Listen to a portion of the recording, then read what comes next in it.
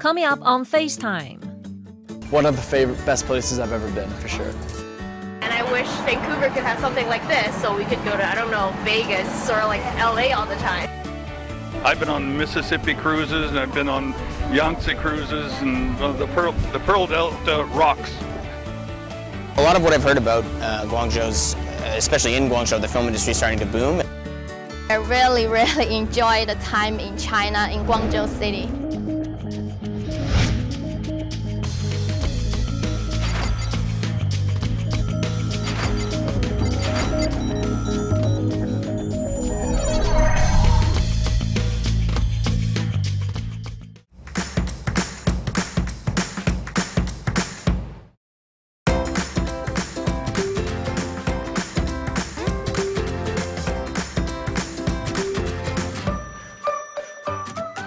This is an unforgettable trip organized by the 2014 Golden Panda North American Short Film Festival. And I tell you what, even though I have lived in Guangdong province for many years, I wouldn't mind joining the trip either. I'm sure you will feel the same way after you finish watching this episode.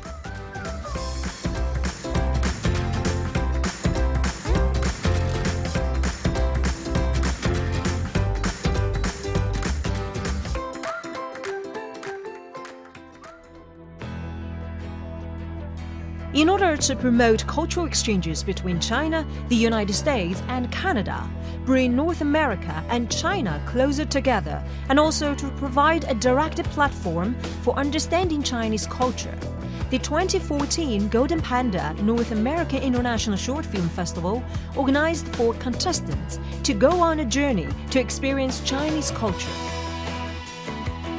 One Belt, One Road is an important strategic concept that was announced by President Xi Jinping in 2013.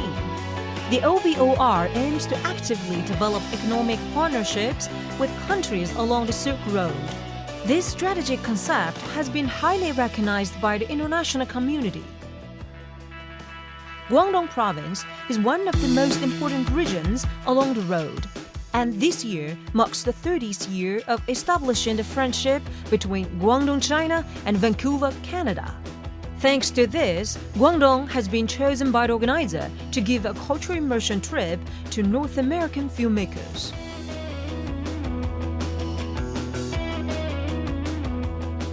Yeah, it's really interesting to see how fast a train can go because other than a plane, I've never been in something that has gone this fast before. This is really amazing and I wish Vancouver could have something like this so we could go to, I don't know, Vegas or like LA all the time. It's pretty amazing. It's like, seems like a really efficient way to travel, like a lot cheaper than flying somewhere. You get across the whole country in like less than a week, which is pretty awesome, I think. That's cool. You get to go through a lot of different types of like rural areas and developed areas, and you get to see kind of, various different parts of the culture that, pass by. To the 16 members of the Golden Panda North American Filmmaker Cultural Immersion Trip, for most of them, this is their first time to come to Guangdong Province, and for some of them, even the first time to visit China.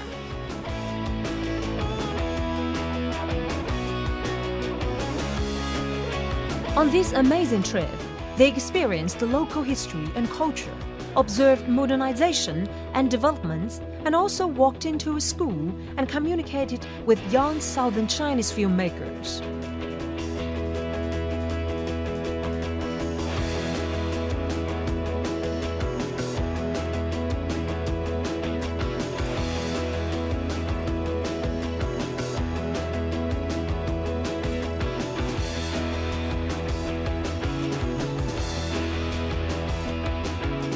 今天我们迎来了来自北美洲的从事微电影创作的各位老师和朋友们。微电影创作也是我们系的一个很重要的教学内容。近些年来，我们的老师和同学们在这个方面进行了大胆的尝试，而且做了很多探索，并且取得了一定的成绩。但是我们的差距还很大，我们需要睁开眼睛看世界。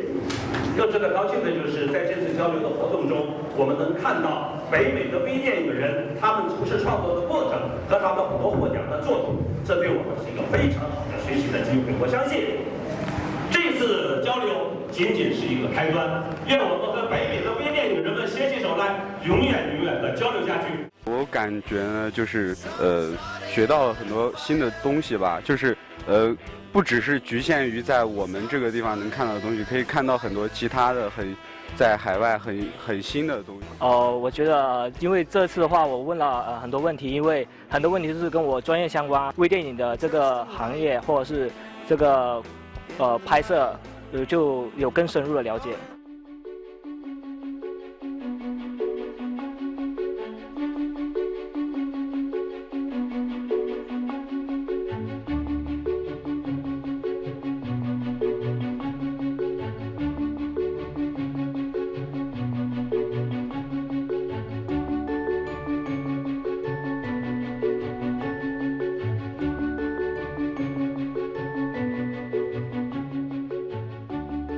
That's fantastic. Yeah, it's great to see Guangzhou from this angle. You know, we've been through the streets a lot, and it's awesome to see the whole city lit up and, you know, get to experience from, you know, the nice cool river breeze. Yeah, it's pretty amazing. I think it's like the perfect way to spend the last day of the trip. It's like very fitting. We're just like relaxing on a boat. There's like lots of people around. It's nice to sort of recap all the places we've been to from like you said, a different perspective. So yeah, we're having a great time. It's really nice, and it's nice that it's so warm. Yeah, it's cool to see the colorful building too, especially from this point of view, because we haven't, like, we saw it from over there and then we saw it from the top, and now we get to see it from, yeah, like down really low. So that's an interesting perspective. This is one of the most beautiful, romantic, even though my wife is thousands of miles away, romantic and just awe-inspiring cruises I've ever been on. I've been on Mississippi cruises, and I've been on Yangtze cruises, and the Pearl Delta rocks. It's absolutely lovely and romantic, like you said, and on top of everything, I think it's magical because we were just on top of that tower up there earlier today, I think a few hours ago, and now we're down here enjoying this night view and just taking a closer look at this gorgeous city on our last night here. So yeah, it's great.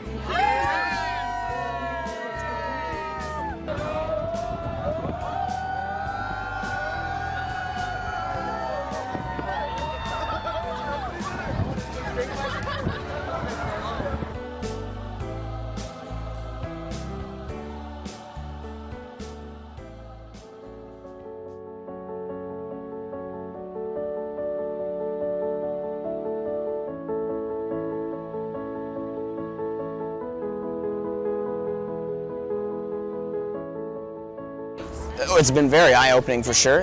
Obviously it's been beautiful, and you know, we've been treated, you know, very well in our time over here. Everyone's been fantastic and nice and all that stuff. But the thing I was most excited for when coming over here was just the culture, and you know, again, it's very different from North America, and it's, you know, obviously it's a culture that's been around for many years, and so it's been really interesting to kind of see, you know, the bridge between the modern and the old. We've gotten a nice balance of kind of, you know, the modern cities and then some of the more rural areas and stuff, and yeah, it's been, apart from the beauty of it all, yeah, it's been very nice. So the food was definitely fantastic. I'd say the architecture, I'm a big fan of sculpture and statues and that kind of thing. So obviously the temples and stuff were really interesting, but I think just the variety of the architecture within China is, you know, obviously it's a very quickly developing country, and you know, with many different, you know, sections, whether it's rural or modern or whatever it is, and yeah, I mean, even just the boat tour we took today, you see so many different types of buildings and structures that it's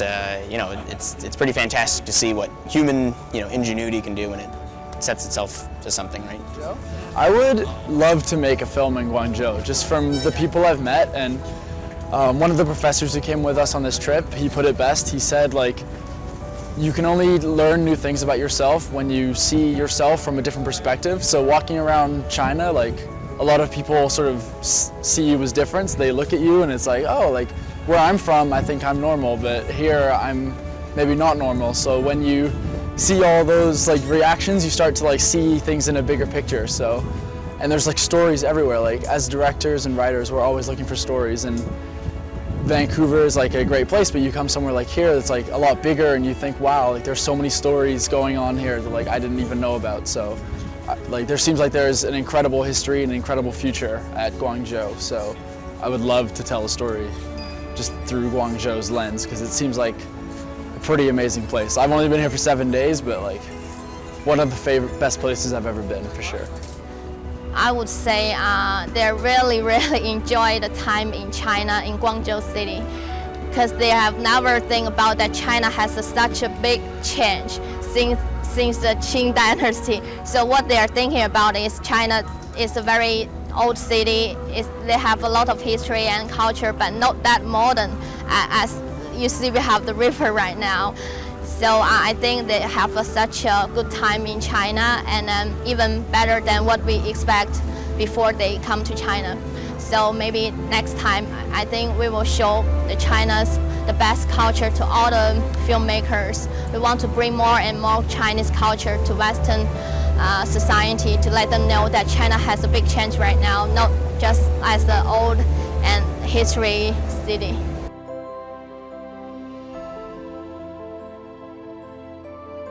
That was probably my favorite day of everything, just because it was so like overwhelming to see all those students who were so excited and so passionate, and they were so like excited to see our films and to talk to us and to like interact, and they just seemed like they were really smart, like intelligent people. So that was really inspiring for me. That made me want to like work with all of them.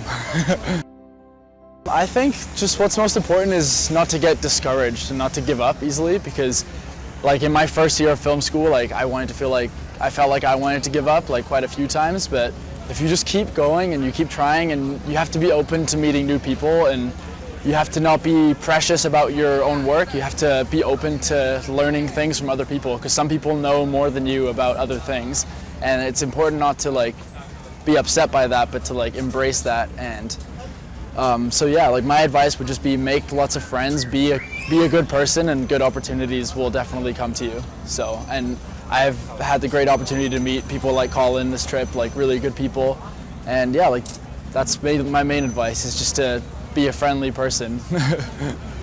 I think the biggest thing I got from them was, especially because we kind of structured it a lot more as kind of a Western, like Hollywood style of movie. It was kind of, it was about time travel and a lot of it had a lot of fantastic, kind of larger than life elements to it. And I think that it felt like that was the most interesting for them, where a lot of the times when you have a little bit less money, or you're kind of restricted in terms of equipment or whatever you're kind of working with, maybe seeing something with more visual effects and more kind of fun production value can be I don't know, more exciting. So that's kind of the feedback I got anyways, was just they had a lot of questions about how it was made, and how did you do the music, how did you do the visual effects and that kind of thing. So I think just really dedicate yourself to what you're doing, and put 100% in. I know it's kind of cliched to say I'm going to give 110% and whatever, but I think if you really care about what you're doing, then other people in turn are going to care about what you're doing, and hopefully that translates to a film or a product that's good and that people will want to watch. And within film school, we had a lot of fun doing it, and I think that translated into making a film that was fun for people to watch.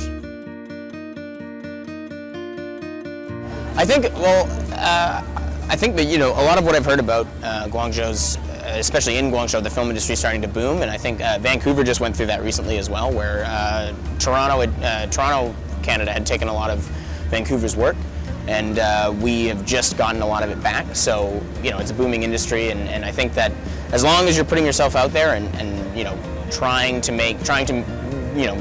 actively do what you want to do, I think it's a lot easier for you to kind of take steps towards what you want to do, because there's so much out there. You might have to start small, and you might have to start doing something that maybe that's not like the thing that you want to do right away.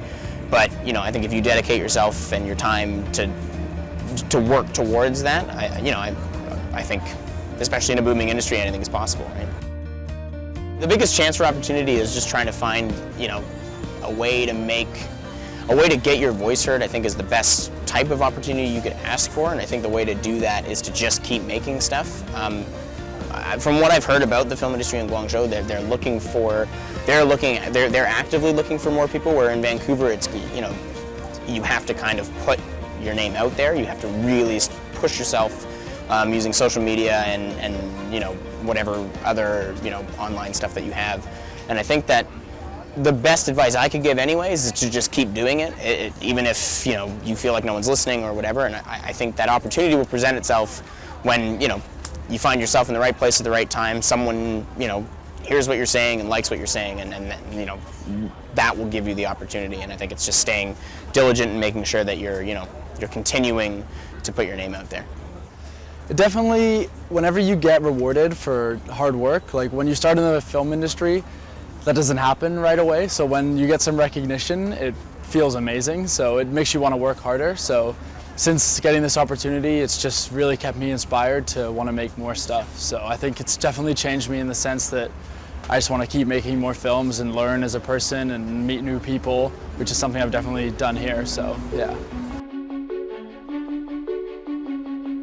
I think the biggest thing for me is, well, not only just finding the time and money to do stuff, because especially in Canada, you know, a lot of people have access to the equipment and the software and like the things that they need to make stuff. And I think the hardest thing is just, you know, remembering that, you know, just because other people are like, there seems to be a lot of people doing what you want to do, and so the market seems to be very saturated with the amount of stuff and then the products that are being put out. But I think that if you, like I said earlier, I think if you stay true to what you're trying to tell and have fun with it, I think that's going to resonate a lot more than if someone's just doing it for the sake of doing it and, you know, just trying to get, you know, if you try to get your name out there and want people to hear it, I think people will hear it. So definitely getting money is always tough. You have to be open to trying new things. Like I recently applied to a thing called Story Hive, which we have in Canada, that gives $10,000 grants. So like I got one of those, which is really exciting. So it's just keeping your eyes open for opportunities, because there are lots of opportunities out there. So it's just, you have to really get yourself out there, not stay at home. You have to be open, and you will find the opportunities, but it's definitely hard, like, because I think the biggest challenge is a lot of the time, like if someone like me who wants to be a writer or director, it's easy to think, well, I'll start from the bottom and I'll like work my way up as like an entry-level position. But it's, if you want to like shoot high, like if you want to direct, you should direct, not work your way up from like nothing. So starting out that way is definitely difficult, but once you accept that, then I think it's easier to get success in the long run. So my next plan is I'm writing a script right now that, I'm from England originally, so I want to write the script and shoot in England. And then maybe this festival is running again soon, so I'm going to apply again, hopefully come to China again and maybe make a movie here. But yeah, either China, England, or Canada, one of the three. But I'm just going to keep making movies, and I'm not going to stop till I get some success. Next plan is hopefully to shoot something else this year. You know, keep working and you know, I have a decision to make in the summer whether or not I want to stay at, I work in like a post-production house now, so it's whether to stay there or go back on set, and you know, there's different reasons to choose both. But yeah, the goal is to hopefully this summer shoot something, or this fall shoot something else. A music video I shot last year will be coming out in the end of April, so it'll be interesting to see if there's any opportunities that come out of that. But yeah, like I said, I gotta just put my nose to the grind and hopefully, you know, make something else that, you know, wins another award and lets me come to China again, right? So yeah.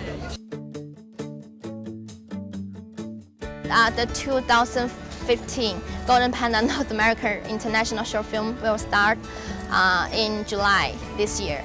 So we would like to invite all the short films in the world to attend the festival. We have a lot of types of short films, and we would like to invite different types of short filmmakers to submit their entries to us, and then join the festival together and share all the different cultures from all around the world. So welcome.